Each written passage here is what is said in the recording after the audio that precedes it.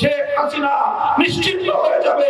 আল্লাহর কোরআনের আওয়াজ তুমি বা তোমার দোসরেরা নিশ্চিন্ন করতে পারো নাই, ভবিষ্যতেও পারবে না ইনশাআল্লাহ। বারবার প্রমাণ হয়েছে জুলুমের মাধ্যমে, নির্যাতনের মাধ্যমে, স্টিমরোলার চালিয়ে অন্য কাউকে ভয় দেখানো যায়, ইসলামের সৈনিকদেরকে দমিয়ে দেওয়া যায় না। যদি এভাবেই আমাদের ধর্মকে, আমাদের ইসলামী আকীদা বিশ্বাসকে, আমাদের চিন্তা চেতনাকে যদি চ্যালেঞ্জ করা হয়, আমরা আবার সাপলা চত্বরে যেতে বাধ্য হব।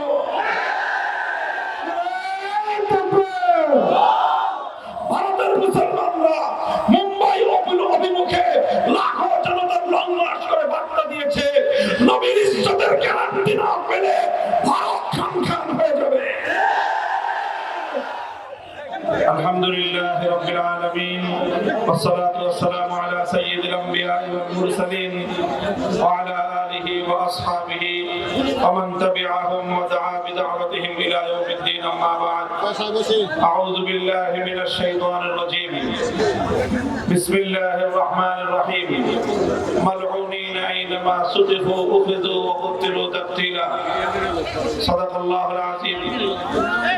হেফাজতে ইসলাম বাংলাদেশ সিংগাইর কর্তৃক আয়োজিত আজকের এই জনসভায় উপস্থিত সংগ্রামী সভাপতি, সিংগাইরের মাটি এবং মানুষের প্রাণ প্রিয় ব্যক্তিত্ব, জননন্দিত মুফাসসিরে কোরআন আল্লামা খালিদ সাইফুল্লাহ আইয়ুবী, উপস্থিত হেফাজতে ইসলাম বাংলাদেশের সংগ্রামী মহাসচিব হযরত মাওলানা সাজিদুর রহমান সাহেব সহ কেন্দ্রীয় নেতৃবৃন্দ, সংগ্রামী তৌহিদি জনতা, সিংগাইরের মাটি ও মানুষের প্রাণ প্রিয় এই জনপদের অধিবাসীগণ,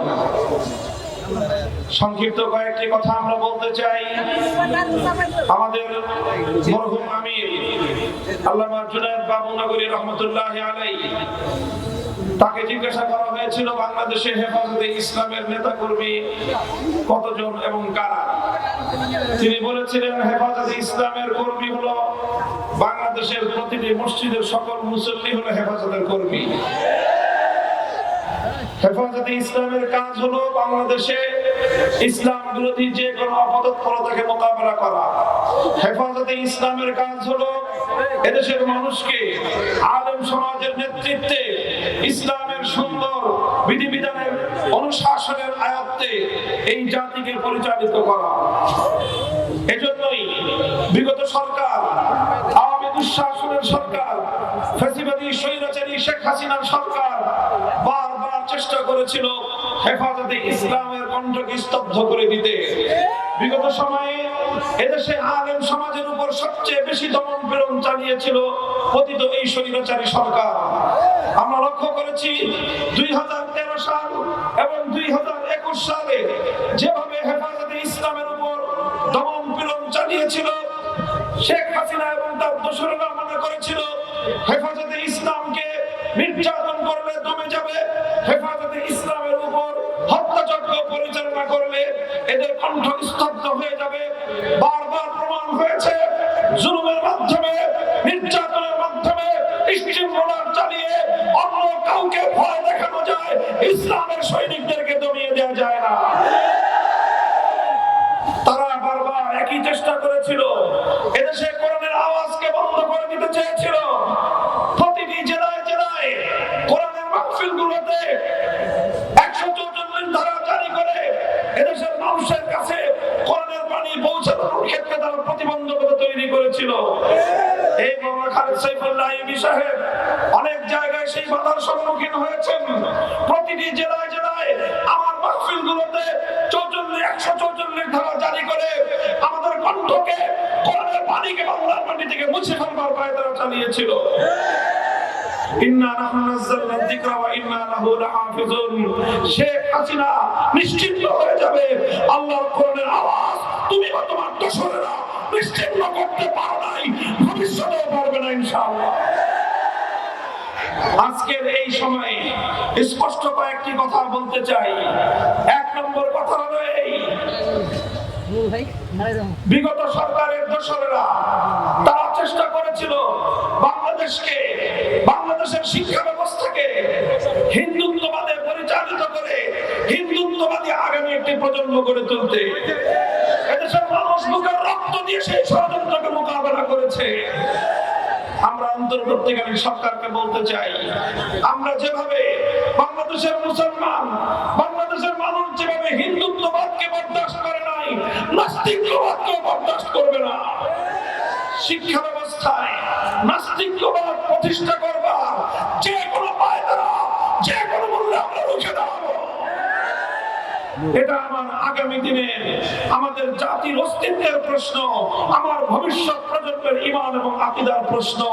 এই প্রশ্নে কাউকে একচুল পরিমাণ ছাড় দিতে আমরা প্রস্তুত নই।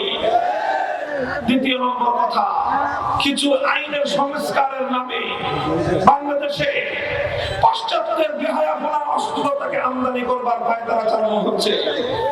আন্তর্জাতিক মানবতা বিরোধী যে আইন, সেই আইনে সংস্কারের প্রস্তাব এনে ট্রান্সজেন্ডারের নামে সমকামিতা আমদানি করবার দুরভিসন্ধি চলছে।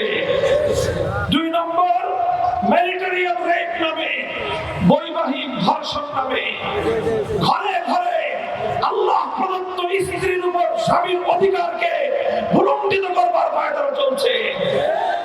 জোরপূর্বক গর্ভধারণকে মানবতা বিরোধী অপরাধ বলে আখ্যায়িত করে আল্লাহ রাব্বুল আলামিন প্রদত্ত স্বামী স্ত্রীর সোনার সংসারে স্বামীর কর্তৃত্বকে চ্যালেঞ্জ করে স্বয়ং আল্লাহর বিরুদ্ধে চ্যালেঞ্জ ঘোষণা করবার পায়তারা চলছে বাংলাদেশে। আমরা পরিষ্কার ভাষায় বলি, যদি এভাবেই আমাদের ধর্মকে, আমাদের ইসলামী আকীদা বিশ্বাসকে, আমাদের চিন্তা চেতনাকে যদি চ্যালেঞ্জ করা হয়, আমরা আবার সপ্রচত্বরে দিতে বাধ্য হব।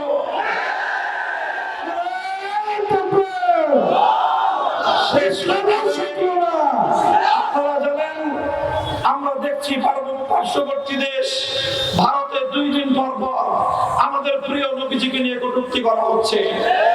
কয়েকদিন আগে গেল নূপুর শর্মা, এখন আবার আসছে মহারাজ, তাকে আবার উস্কানি দেয় ক্ষমতাসীন বিজেপির সাংসদেরা।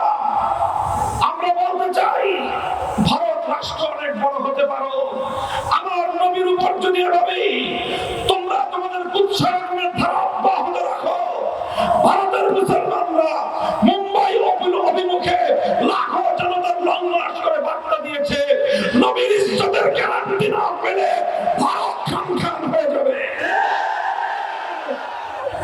বাংলাদেশের সরকারকে বলবো, ওদিকে তারা রাষ্ট্রীয়ভাবে সরকারি উদ্যোগে আমার নবীর ইজ্জতের উপর আঘাত হানবে, আর আপনারা ইলিশ মাছের রপ্তানি করবেন। এই প্রকৃতি বাংলাদেশের মানুষের চোখে ভালো লাগে না। বলবেন রপ্তানি করি বৈদেশিক মুদ্রা আমদানি করবার জন্য, আমরা বলি আমার নবীর ইজ্জতের উপর আঘাতকারীদের সঙ্গে ব্যবসা করে বৈদেশিক মুদ্রা আমদানি করবার প্রয়োজন নয়। প্রয়োজন আমরা পেটে পাথর বাঁধবো, নবীর উপর আক্রমণকারীদের সঙ্গে কোনো আপোষ নাই। ভারতের রাষ্ট্রদূতকে তলব করেন, সতর্ক করেন, যদি সতর্ক না হয় প্রয়োজনে কূটনৈতিক সম্পর্ক ছিন্ন করেন। আমার নবীর ইজ্জতের উপর আক্রমণ আমরা বরদাস্ত করি না। কাদিয়ানী সহ যারা আল্লাহর নবীর খতমে নবুয়তের উপর আক্রমণ করে, নবীর ইজ্জতের উপর যারা আক্রমণ করে, সংসদে আইন তৈরি করে এই সকল অপতৎপরতার দুয়ার বন্ধ করতে হবে। আমাদের সেই দাবি আমরা আবার জানিয়ে রাখি, আল্লাহর নবীর ইজ্জতের বিরুদ্ধে, নবীর সম্মানের উপর কটূক্তিকারী মুরতাদের জন্য সর্বোচ্চ শাস্তির বিধান, মৃত্যুদণ্ডের আইন চাই আমরা। সংগ্রামী সাথী ও বন্ধুগণ, ইনশাআল্লাহ আলেম সমাজের সাথে আপনারা আছেন তো? আমরা ক্ষমতার রাজনীতি করি না, আমরা ক্ষমতার রাজনীতি করি না, আমরা মানুষের জন্য রাজনীতি করি। করলে আমরা ইসলামের সম্মান রক্ষা করার জন্য রাজনীতি করি। হেফাজতে ইসলাম বাংলাদেশ অরাজনৈতিক সংগঠন।